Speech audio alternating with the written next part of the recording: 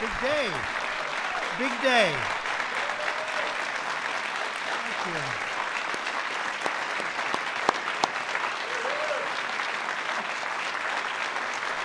Well, thank you very much, please. Thank you. We are very honored to be joined by our incredible Vice President, Mike. Please stand up, Mike. Mike Pence. Today we're here to celebrate the truly extraordinary bipartisan, that's a very pleasant word, that's a pleasant word, achievement of the First Step Act, very important. This landmark legislation will give countless current and former prisoners a second chance at life and a new opportunity to contribute to their communities, their states, and their nations. And that's what they're doing. Many distinguished, that's true.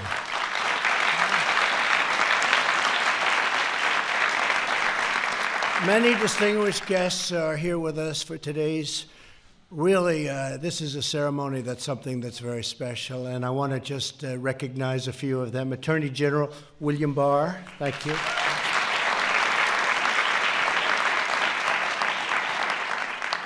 A man doing a great job, Secretary Alex Acosta. Where's Alex?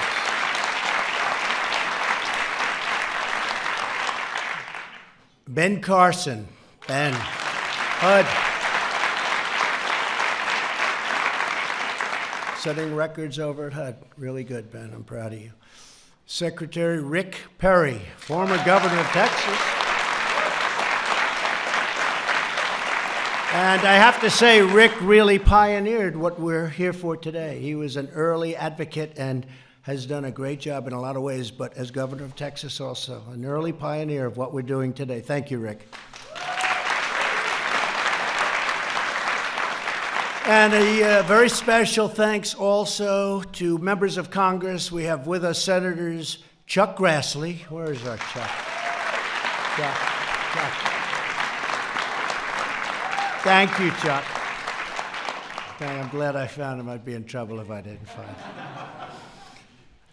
Bill Cassidy. Bill. Thank you, Bill. Senator Cassidy. Mike Lee. Mike. Thank you, Mike. Thank you. Senator Rob Portman. Thank you, Rob. Cindy Hyde Smith ran a great race. Good job. Congratulations, Cindy. Great job. And a friend of mine, Roger Wicker, Senator. Thank you. And a lot of congressmen and women are here, but just introduce a few of them. Congressman Doug Collins. Thank you, Doug. Josh Gottheimer. Thank you, Josh. And Tom Reed. No labels. A lot of governors are here, and some we're going to leave out because I don't like them, but that's okay. I'll get to like them. Kentucky Governor, man, I do like Matt Bevin.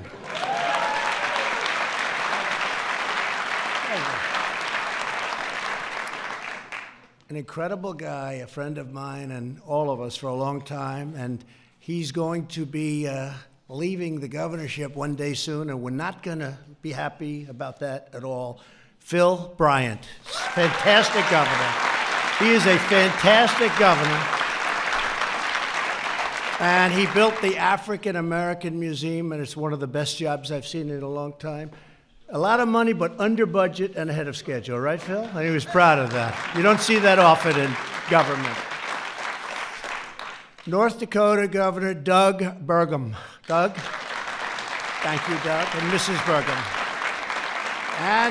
Burgum. Thank you very much. And Texas Attorney General Ken Paxton. Thanks, Ken. Washington, D.C. Attorney General Carl Racine. Carl, thank you. Thank you, Carl. And Florida's former Attorney General Pam Bondi, respected by everybody. Where's Pam? Thank you, Pam. And they're joined by many faith and law enforcement leaders. We have tremendous numbers of people here today that are just such strong believers in not only what we're doing, but also faith, and faith is a good thing. My book, it's a great thing. I also want to recognize someone that you'll all know well, who worked tirelessly on this project, and to achieve it, he went through a lot, and I'll tell you what, he got there, and he got there with flying colors because he believes, and a lot of other people believe, both conservative and liberal, and those in the middle. Jared Kushner. Jared.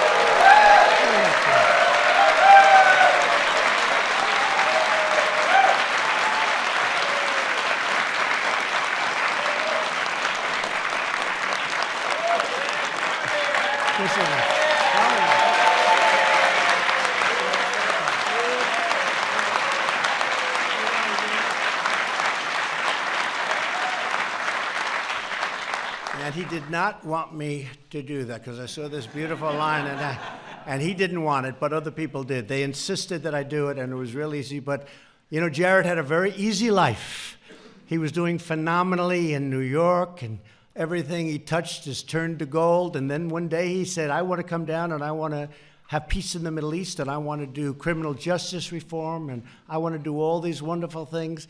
And his life became extremely complex. And he wouldn't trade it. I don't think he'd trade it because what he's doing is incredible. And he is doing great in the Middle East. I think you're going to have someday, before we're finished, I think you're going to have something very important signed. And I hope so. You're doing a great job. Thank you.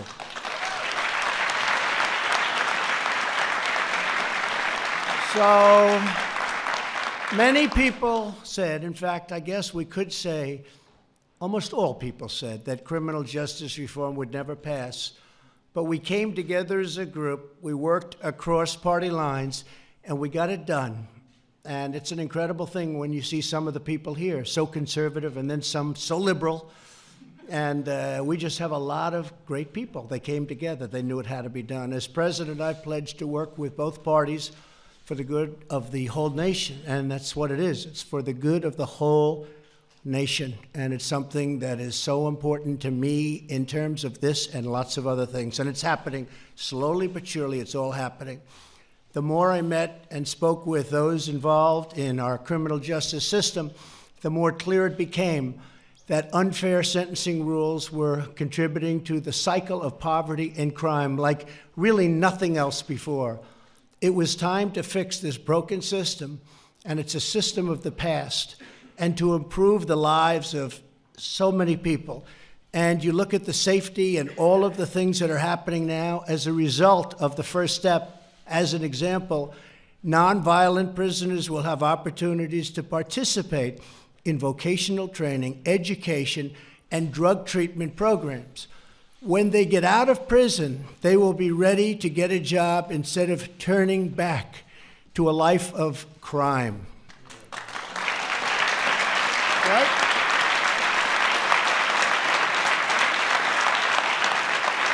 And I'm thrilled to report that since I signed the First Step Act, more than 16,000 inmates have already enrolled in drug treatment programs.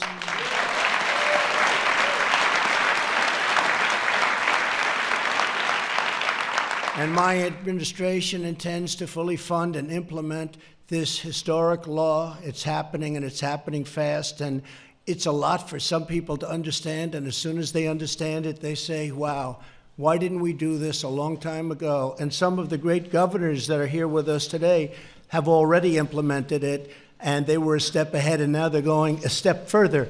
And I want to just congratulate them. And these are states that I won't name because I don't know if I should be naming them, but these are states that you wouldn't think necessarily would be at the forefront of criminal justice reform. You understand that. Thank you.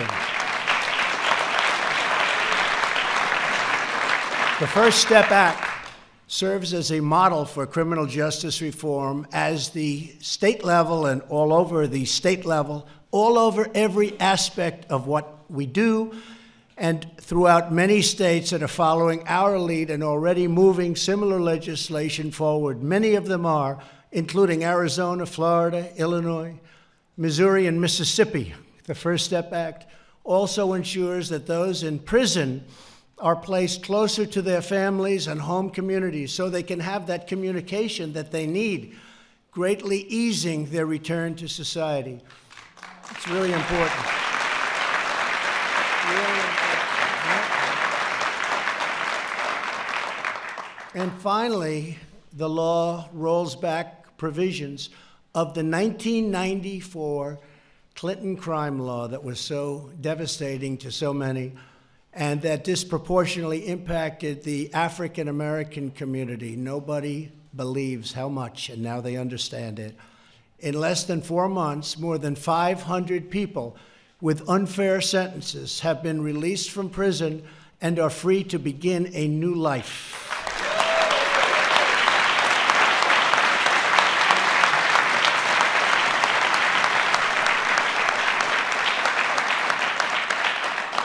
One of these newly freed Americans is Troy Powell, who is with us today. In 2004, Troy was sentenced to 20 years for doing a drug offense. During his 15 years in prison, he took courses and worked as an electrician, and he got really good at being an electrician, really good. In fact, if you ever lose your job, come see me. I need electricians. We could use them right here in the White House, Troy. You want to know that? In February, Troy was released under the First Step Act. 9 days later, he was hired at Boone Lumber Company in Lenoir, North Carolina. And now Troy is saving, and really saving, a lot of money because he's doing well. You know, our economy is helping a little bit, Troy, I'll tell you. But he's saving money to buy a home, and he's got one in mind, one particular home in mind. He'll get it. I have no doubt about it. So, Troy, congratulations. Thank you very much. Thank you very much. Thank you, man.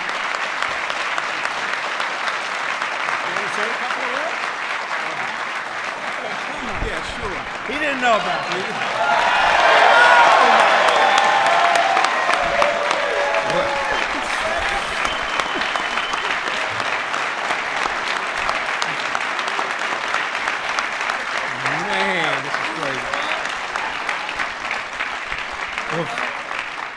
First of all, I'd like to say thank you to everybody here on Capitol Hill for finally getting this bill pushed through. I mean, I know there was a lot of work involved in it, and I would like to say thank you to the organizations that got me here, like Cut 50 and Amy Can Do. Them people, I mean, they've done so much for me. It's unbelievable how much they've done for me. I never thought this bill would pass, and coming home and finding places like Boone Lumber Company that took a chance on me right out the door. I mean, no problem. Come on to work. You know, I can't thank everybody enough for that. But more than just thanking everybody for these things, there's more that can be done. I left so many people behind in prison doing 40 and 50 years for nothing. I mean, absolutely nothing. I mean, should I have went to prison? Absolutely. I committed a crime, but for 20 years for the small things that I done, I should have definitely went to prison. And I don't know what to say. I think there should be a second step. That's what I say. I think there should be a second step.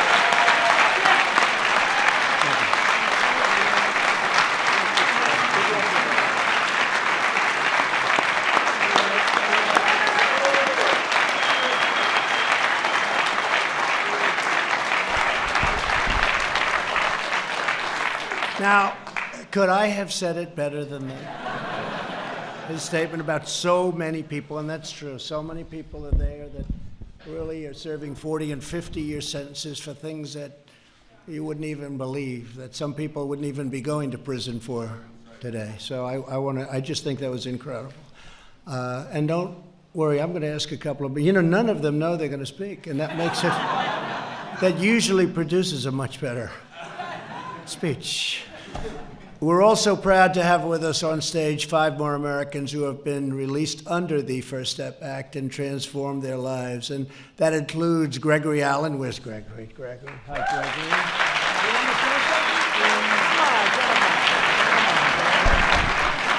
Gregory. Mine is real short. 2 months ago, I was in a prison cell, and I'm in the White House. Let's continue to make America great again.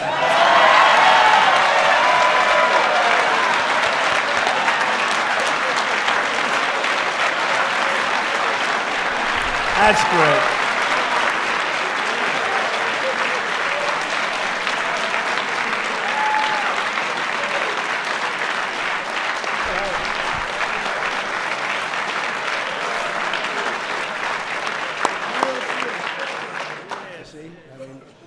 And you know what? The people of our country feel the same way as absolutely. They do. They feel it. Yvonne Fountain. Yvonne? Yvonne, thank you very much. Thank you very much, Yvonne. Oh, she wants to come up? Come up, Yvonne.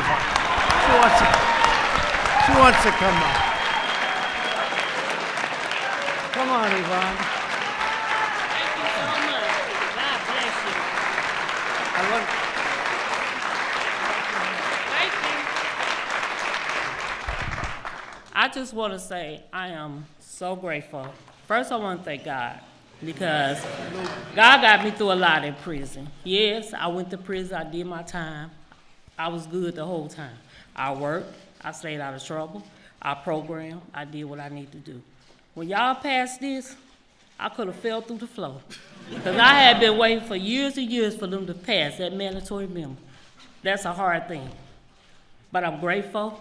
I thank everybody who put their hands in it, all the hard work. And I really thank you for signing that bill. So when you signed it, I could have went through the floor. Thank you so much.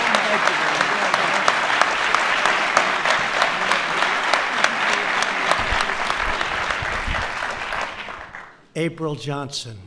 April, come up. I just wanted to thank you for signing the bill. I got it on compassionate release for my daughter, and because of that, I'll be able to spend what time she has left with her. Take your time, man. She was diagnosed with ovarian cancer in September, and they have since gave her a grave prognosis. And because of the bill and the First Step Act, I'll be able to spend the rest of her time with her. And I thank you. Thank you, sweetheart. You take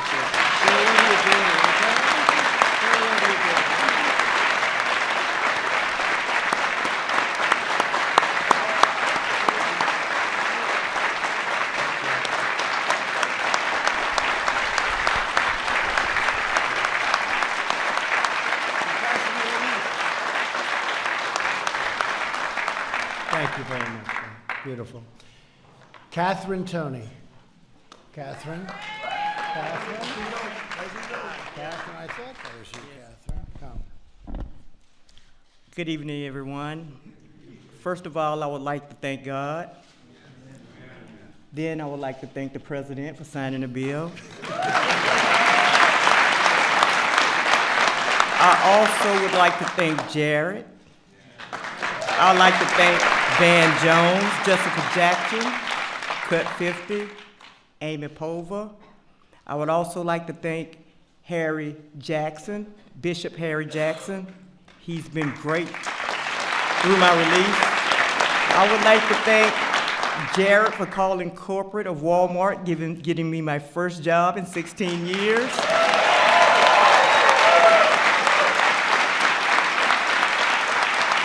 I would also like to thank Becky, which is here. Ms. Becky, could you please stand up, Becky Settler? She has worked with me since I've left the White House the first time, getting me this job at Walmart, which Jared reached out to them. And I just want to thank everybody, both parties. And what I have to say is, I feel as if the First Step Act need to be fully implemented, and it needs to be fully funded in order to make this step work. It's so many people that we left behind that needs the same opportunity that we on this stage have. And if they had the full funding that this step need, it would be many of us on this stage. So I just want to thank everyone, and God bless you all.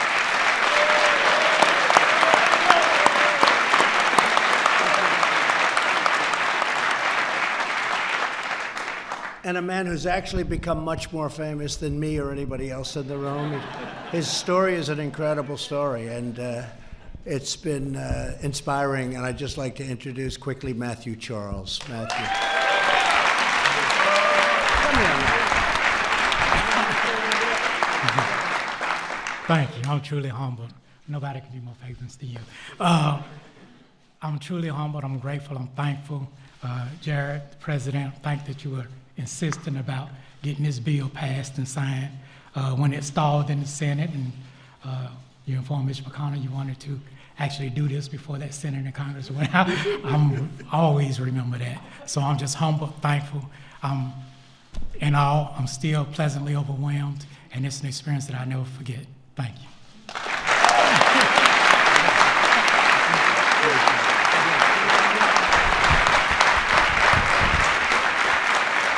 And I want to thank you all, and a woman who I think is a terrific woman and spokesman, and I've watched her, and we helped her a little bit. She was in jail for a long time, and she had a long time to go. And I'd like to say, is Alice here? Where's Alice? Come up here, Alice. Will you please?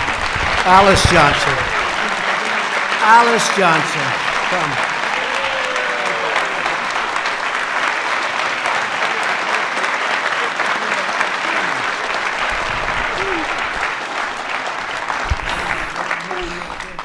Thank you so much. First of all, everyone knows me. I have to thank my Lord and Savior Jesus Christ first. And I want to thank our incredible president, President Donald John Trump. I just told him I finally get a chance to hug you and properly say thank you for believing in me. And I'd like to thank all of the advocates who have fought so long for me, who have been working behind the scenes trying to magnify my case. I thank everyone in this room for your prayers. And I also want to thank the media for being so kind to me, because you have really helped magnify my story.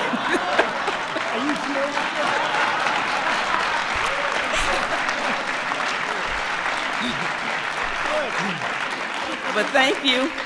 I'm an example of a woman who has been given a second chance in life. There are so many others who deserve that same second chance. And so I'm grateful for platforms like this, for events like this today, that magnifies that need. Because somehow, when you see a face, when you see another human being like me, who has been separated from their family almost 22 years, that changes things, that changes heart. God bless you, and God bless America.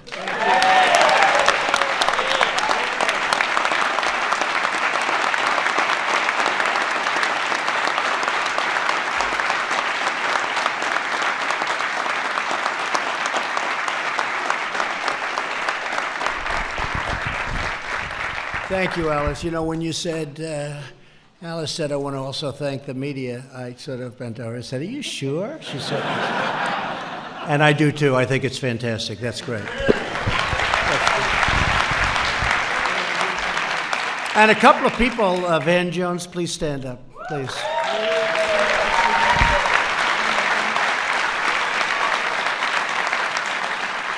He goes after me on occasion. But you know what? He came together with this one. We all agree this is very, very strong. This is a great bonding, and we appreciate it. You worked very hard on it, along with Ivanka. Please stand up. Ivanka.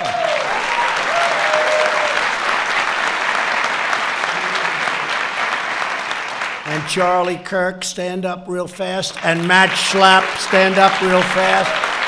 You guys. Now, that's an example of seriously conservative people. And they're totally into it, right? I mean, so many, so many. So to recognize the dignity and the potential of every American, I've designated April as the Second Chance Month, and we have a beautiful certificate from it.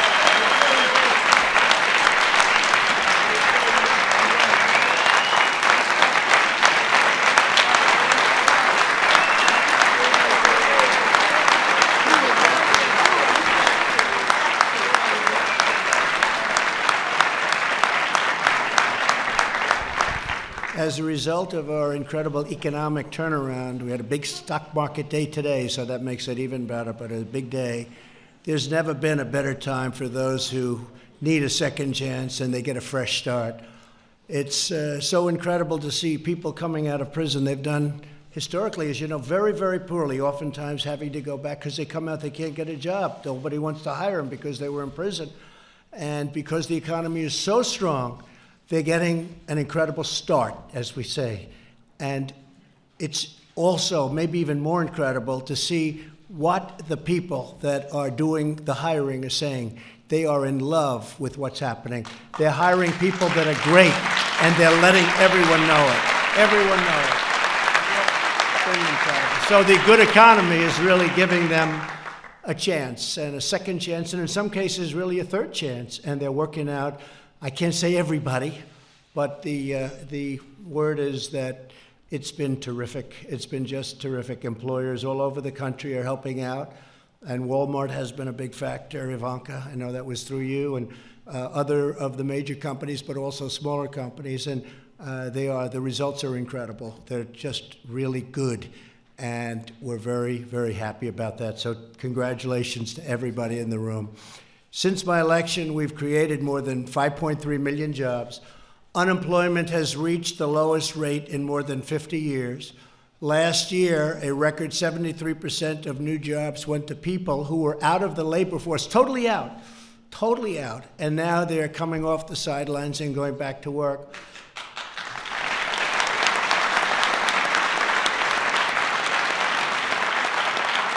And you've seen where I've said a lot, because I'm very proud of it. I said, what do you have to lose? And people would say, well, maybe you shouldn't say, but I meant that because it was tough. African American unemployment is the lowest level in the history of our country right now.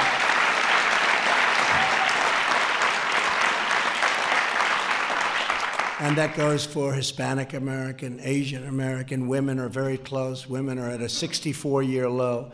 It's up to 64, soon to be historic, I hope, and it's been incredible. African American income, by the way, and Hispanic American income is the highest level it's ever been in the history of our country. That's a big factor.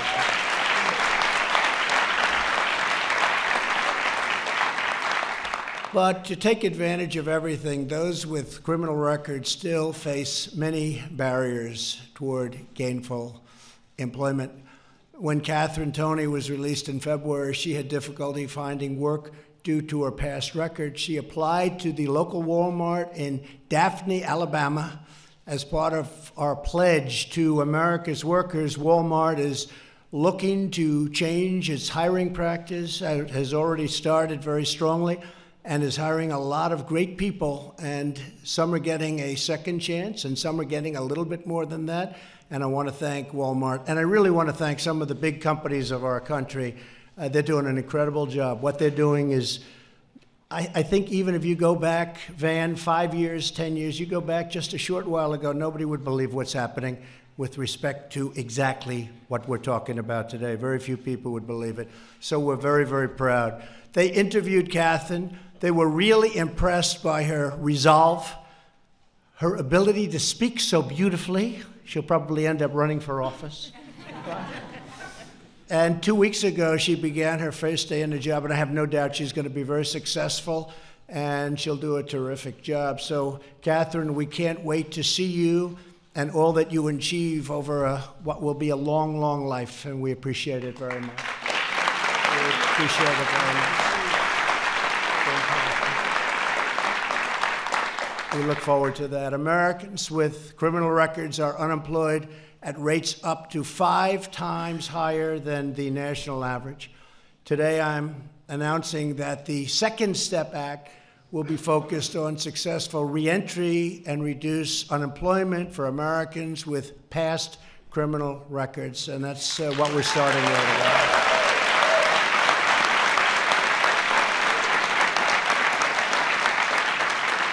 And I'm very proud to say that we're leading the way, but a lot of states are now following us. They're liking it, they're following us. And believe it or not, it's great for our people, it's great for the people that it so deeply affects, but you know, it's also great for the economy. It's hard to believe, we save a tremendous amount of money because people are coming out with these 40 and 50-year sentences for what you would consider to be everything serious, but not that serious. And they're getting out and they're working instead of being in prison. and we're saving hundreds and hundreds of millions of dollars and doing good at the same time. So that's sort of a rare occurrence.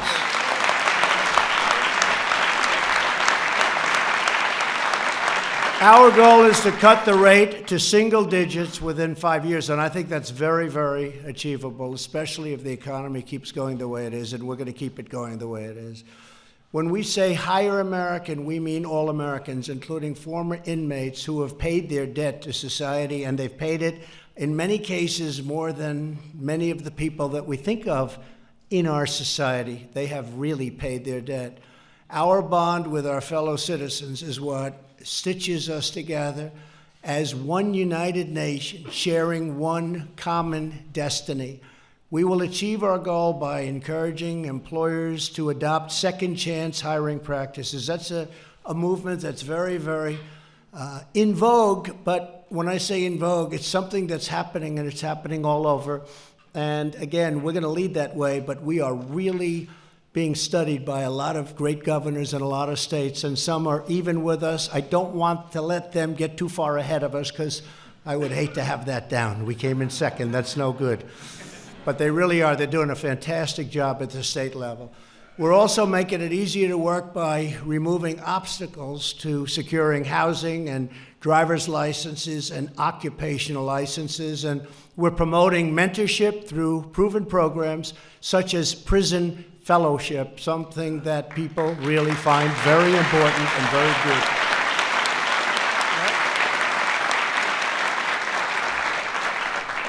My administration is also supporting funding for reentry programs, including $88 million for Second Chance Act. You know that.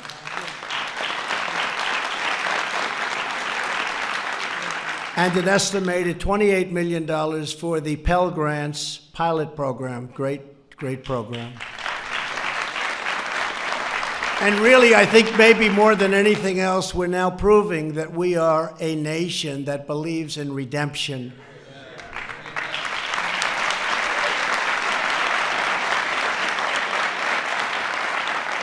And to remind us what is possible, we're joined by a couple of people. First of all, is Pastor Scott here? Darrell Scott. Where's Pastor? Is he here someplace? He's worked so hard. I wanted to point him out.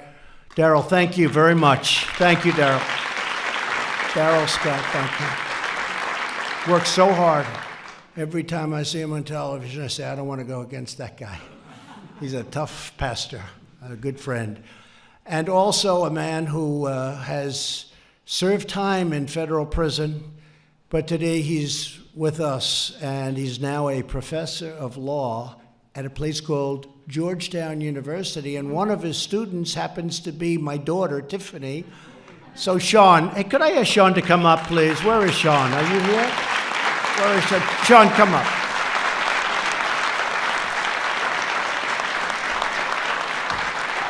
Is my daughter okay as a student? She is. She better be. It's fun to get to come back here. The one thing I realized when we worked on First Step was I got to meet a lot of really cool people, and we worked on this together, and I have become friends with so many of you. It's astonishing to me that so many people want to come work and help people that are in prison. Because when you're in prison, it feels very lonely, and there's not a lot of hope. And now there is more hope in the federal system than there ever has been at any point since I have been watching. And that's because of the work that everybody in this room has done. Thank you for helping people like me. Thank you for giving second chances. I think you are going to be rewarded in a way that you cannot even imagine when we get more people like my friend Matthew Charles, who, by the way, came over to our house last night for dinner. And you know what my daughter said? What? My 7-year-old daughter said, "Dad, how do I talk to Matthew? He's so famous."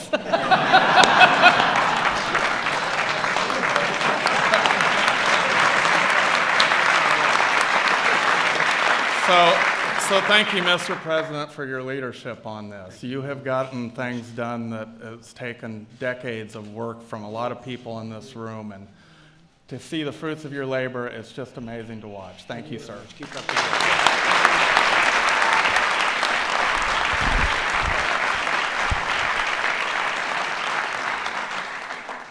And the First Step Act proves that really, beyond almost anything we can think of, our country can achieve amazing breakthroughs when we put politics aside and put the interests of all Americans first. It's true, so true, especially in these times. If we work together for the common good, we can forge a future of even greater safety, opportunity, dignity, and freedom for the families across this incredible nation of ours. I want to again thank everybody in the room, everybody for being with us, so many leaders. I see Paula White, she's worked so hard on bringing the faith-based community together. And where's Paula? That's right, so hard. I want to thank you. Such a great job. And most importantly, I want to congratulate all of the people that have been so incredibly successful. They've left a place called prison, and as you said brilliantly, they arrived at the White House. They go from prison to the White House, and you know what? You're going to have an incredible future. Everybody in this room, you know who we're talking about, and the people standing on this stage, you're going to have an incredible future, and it's my honor, and it's the honor of all of the folks in this room that have helped to have been part of a process, I think, that's going to go down as a tremendous day in the history of our country. A lot of tremendous things are about to happen. Thank you very much.